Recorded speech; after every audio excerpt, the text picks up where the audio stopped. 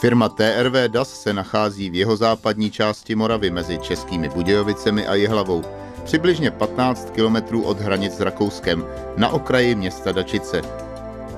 Na místě dnešního TRV DAS nejdříve pražská společnost OZAP v roce 1961 zahájila výrobu chladírenského zařízení. O 4 roky později jiná společnost se sídlem v Praze, SVA, převzala staveniště spolu s rozestavěnou dílnou.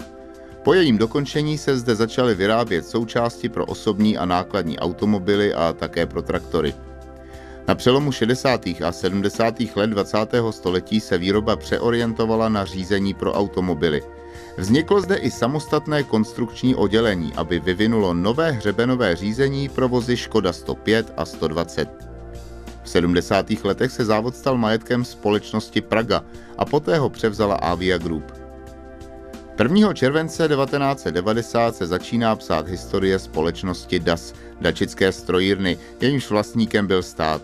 Závod tak byl pod přímou kontrolou Ministerstva hutnictví a těžkého strojírenství. O 3 roky později v rámci privatizačního projektu firma TRV vstoupila do DASu a koupila více než 90% jejich akcií. V roce 2005 se pak stává jejím jediným a 100% vlastníkem. TRV Dačice je firma, která patří do koncernu TRV, což je koncern americký. TRV Dačice patří do skupiny Braking Suspension, to znamená, že vyrábíme klouby a ventily pro všechny výrobce, světové výrobce automobilů. Firma TRV spolupracuje s dodavateli a se zákazníky z celého světa, což je také jeden ze strategických záměrů celého koncernu TRV působit globálně.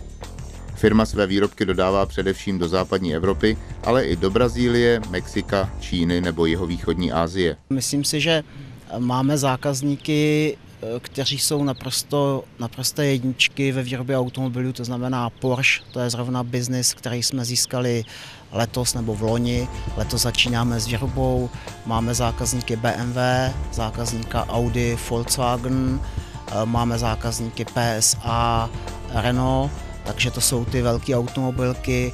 Dodáváme taky k zákazníkům Mercedes, MAN, Iveco, to jsou zákazníci vyrábějící velký traky, to znamená velký nákladní automobily. Téměř 50% produktů dačická firma dodává jako komponenty svým sesterským závodům TRV, které je montují do finálních řízení.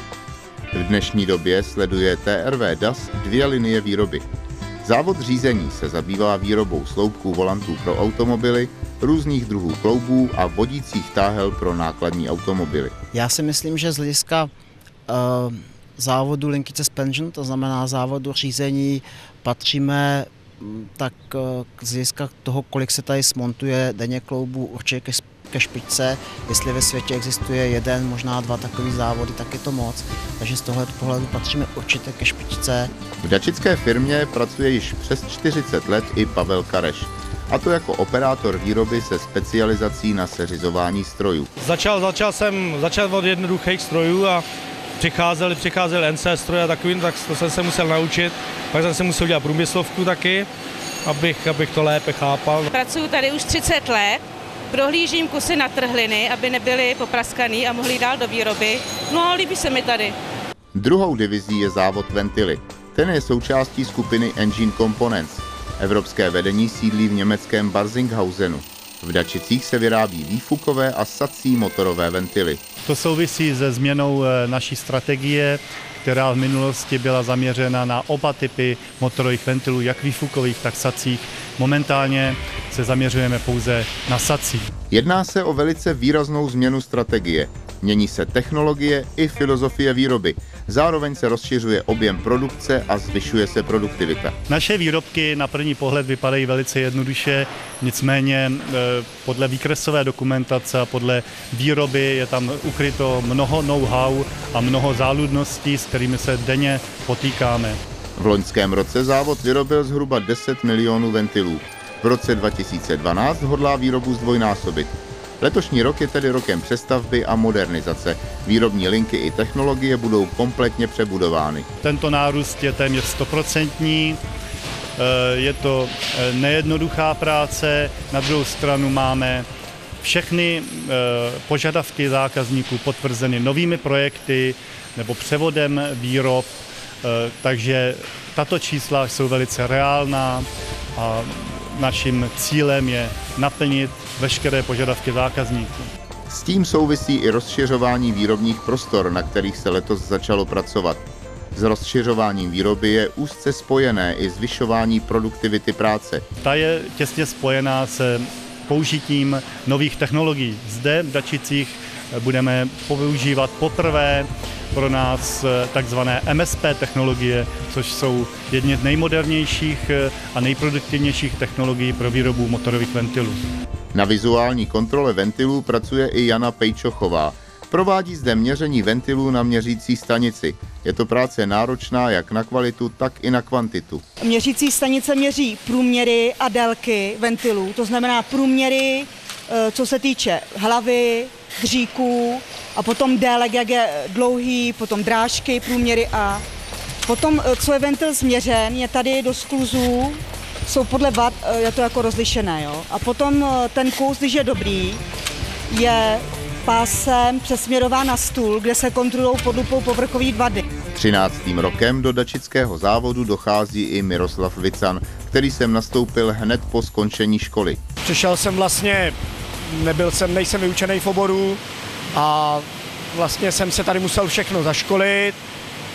Nejdříve jsem dělal na závodě řízení, tam jsem vlastně dělal 5 let a pak jsem přešel na závod ventily. No. Musel jsem se naučit všechno, pomáhali mi s tím vlastně postupně, průběžně, vlastně na kterou mašinu jsem přešel. Nejnovější součástí TRV DAS Dačice je testovací a validační centrum, které provádí nejrůznější testy. Patří sem přezkoušení vlastností a funkčnosti, testy opotřebení, odolnosti a únavové zkoušky, simulace okolních vlivů a klimatických podmínek, stejně tak i nárazové zkoušky. Zároveň má za úkol vyvíjet produkty, které se budou v budoucnu vyrábět. Inovace je to, co nás drží vepředu s nějakou konkurenční výhodou, kterou si chceme tou naší prací zachovat. Ve vývojovém centru najdou uplatnění absolventi středoškolského nebo vysokoškolského technického studia. Firma se snaží své zaměstnance udržovat v kontaktu s centrálami, především ve Velké Británii a v Německu. Byl jsem přímo v naší pobočce TRV na zkušebně, obdoba naší zkušebny v Düsseldorfu, kde pracují na podobných projektech, na stejných podobných testovacích zařízeních. Na jednom vývojovém projektu zaměstnanci spolupracují s kolegy z Německa, Anglie nebo Itálie, tak, aby byl finální projekt 100% úspěšný. My se snažíme sem dostat nové lidi, máme otevřené nové pozice, plánujeme další růst a aby jsme sem dostali nové lidi, tak spolupracujeme s Vysokým učením technickým, Brněnskou univerzitou, která vychovává budoucí strojaře. V popředí činnosti testovacího oddělení jistě stojí tzv. Body block test, který simuluje náraz těla řidiče na volant a jeho sloupek a následnou aktivaci airbagu. Účelem tohoto testu je změřit míru absorpce nárazového systému u sloupku volantu a zaznamenat průběh deformace vysokorychlostní kamerou. Společnost TRV DAS patří mezi největší a nejvýznamnější zaměstnavatele v okrese Jindřichův Hradec.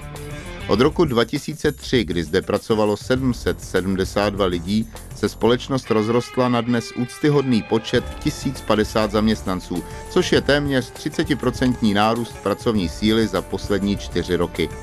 Navíc každý ze zaměstnanců má možnost profesního růstu. TRV je mezinárodní firma a dává příležitost všem lidem, kteří mají chuť a odvahu jít i do mezinárodního prostředí, působit vlastně po celém světě na 2-3 roky na takzvané assignmenty, kde ten člověk získá kontakty, vidí, jak se ten biznis dělá někde jinde, ohmatá si to, zkusí si to vlastně na vlastní kůži a potom buď jde dál, nebo se zase může vrátit. Ani v TRV DAS nechybí, jak zákon umožňuje, odborová organizace, která zastupuje zájmy zaměstnanců. Naším hlavním posláním je jednat se zaměstnavatelem, přenášet informace na zaměstnance a co mnohdy se zapomíná, nebo co se nezdůrazňuje, já to teda osobně zdůrazňuji, je vytvářet tu zpětnou vazbu k zaměstnavateli. Dohodnuté podmínky, ať už pracovní, sociální nebo mzdové, jsou zakotveny v kolektivní smlouvě. Otázka příplatku, které jsou v některých případech i vysoce nadstandardní, nad úrovní zákona, otázka dalších benefitů, odměn a různých motivačních prvků.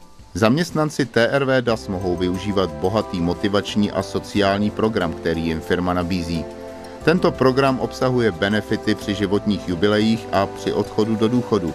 Firma také odměňuje za zlepšovací návrhy nebo za plnění klíčových ukazatelů. Zaměstnanci dostávají i příspěvek na penzijní připojištění, nepeněžní benefit v podobě flexipasů, příspěvek na závodní stravování, dovolenou navíc nebo zvýhodněné tarifní telefonování pro ně i pro jejich rodinné příslušníky. V posledních letech navázala firma TRV DAS úzkou spolupráci s nejrůznějšími školami technického zaměření. Spolupracujeme jak tady se střední školou hned vedle našeho areálu, tak vlastně spolupracujeme i s některýma vysokýma školama. Myslím si, že ti lidé nebo studenti, mladí lidé z střední školy najdou uplatnění u nás jako seřizovači, obráběči. Společnost TRV DAS také každoročně v rámci svého grantového programu přispívá na vzdělávání obyvatel regionu. Podporuje také trávení volného času dětí a mládeže, nejrůznější sportovní aktivity a integraci handicapovaných skupin obyvatel. Do Dačic přicházejí nejen další výrobní zakázky, ale i mnoho nových mezinárodních projektů. Tento nastolený trend by měl pokračovat jak v roce letošním, tak i v blízké budoucnosti. Dobré jméno u svých zákazníků si společnost drží výrobou kvalitních dílů, které opouští dačický závod. Na kvalitu, ochranu životního prostředí a bezpečnost práce klade velký důraz. Všechny oblasti neustále zdokonaluje, trvale zlepšuje s aktivním zapojením zaměstnanců. Určitě chceme růst, určitě chceme získat další a další zákazníky typu Porsche, BMW, další biznesy s těmito zákazníky. Naše vize jako závodu TRV je prostě dodávat nejlepším. To si myslím, že je náš cíl, naše vize. Na to je potřeba, aby jsme dodávali kvalitní zboží, prvotřídní kvalita za konkurenční ceny, aby prostě ta produktivita tady byla na výši. Společnost TRV DAS chce být i v budoucnu technologicky na výši, což znamená implementovat neustále nové designy, nové styly montáže i nové procesy, tak aby svým zákazníkům nabízela a přinesla vždy něco nového.